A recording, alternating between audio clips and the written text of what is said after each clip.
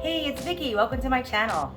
Today we're going to go back to basics and make some creamy mashed potatoes. This video is 6 steps to the best mashed potatoes you've ever made, including some what not to do's.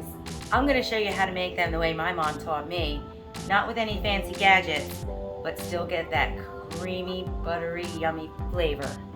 Don't those look delicious? Let me show you how to make it.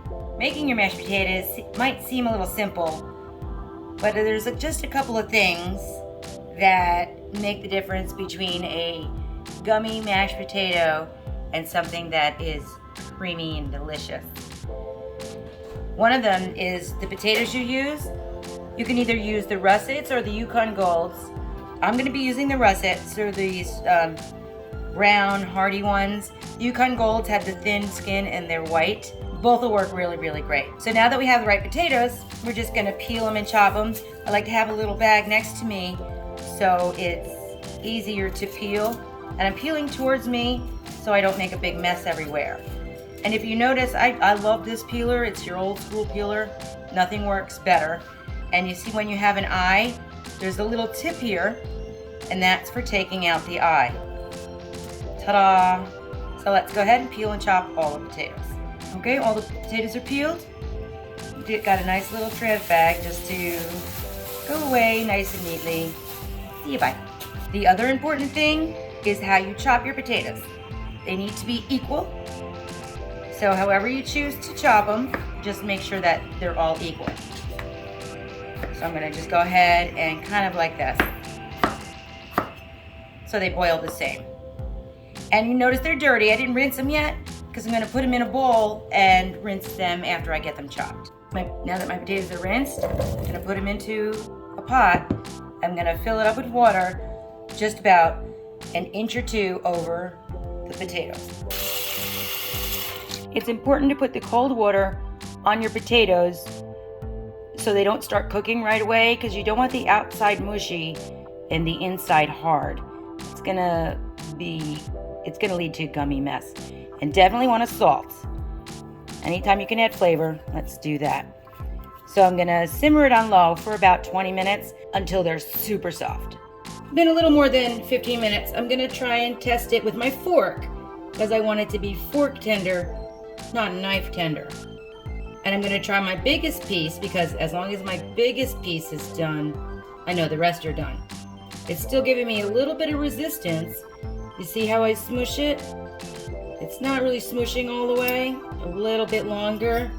Low and slow. I'll see you in another 5 minutes. Let's check our potatoes one last time. Very smushy. Okay, we're ready to roll on these. Don't worry what else you see on my stove. See, I cook things we're going to eat. So I'm making seared pork chops with pear chutney. I'll leave that recipe up there for you. So I'm going to go ahead and drain my potatoes and put them immediately back in the pan.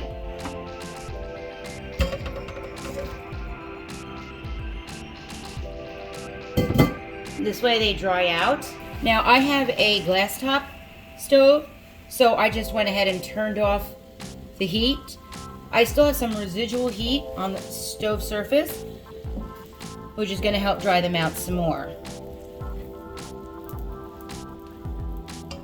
I guess if I didn't have a glass top, maybe I'd leave it on simmer for maybe 3 minutes.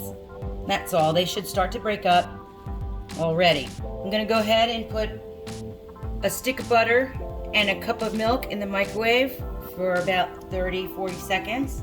While the potatoes are still hot, I don't have any fancy contraption like a potato mill or a potato ricer, which is one of the other tips to make the best mashed potatoes. So I'm just gonna go ahead and use a colander on a bowl and smush it down. Now I do happen to have one of these, but if you didn't, you could always smush it with your spatula. But I got one of these guys, so I'm gonna go ahead and do it that way. This is how I make spätzle too. Hey, do you know what spätzle is? If you do, give me a comment. Hey, if you want me to make it, comment also. I may be making that soon, going back to roots. If you're having resistance with your potatoes, that means you didn't cook them long enough. And if you're fortunate to have a ricer, lucky you, send me one. Anyway, this isn't gonna make or break your potatoes. And to be honest with you, I don't know if I'll go through all this trouble if it's just my everyday potatoes. But if I'm having people over, I definitely want to have something super special. And just a heads up, you want to for sure rinse your colander right away. The potatoes will be really a beep to clean off if you don't. So I have a stick of butter and a half a cup of milk. And this is the last mistake that people make. They don't add enough butter and they don't warm up their butter and the milk. You don't want to put anything cold in your potatoes. It's gonna look a little soupy at first, but don't worry, those potatoes are gonna absorb everything. And don't use a hand mixer, it just gets them just overdone. A little salt and pepper. I always go heavy on my pepper because I'm just a pepper fiend. Don't worry about me. Just make it the way you like it. And there you go. These are those fluffy mashed potatoes. See, I'm scraping the sides. Beautiful. Let's give it that chef's taste for salt and pepper. This is where we want to make sure it's perfect.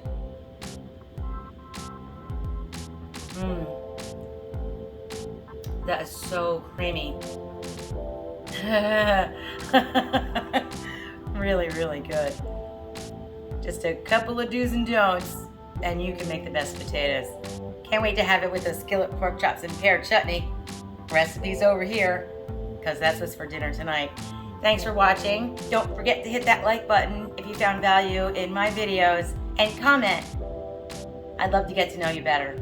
I'll see you next time. Why are you taking those tapes? Oh no!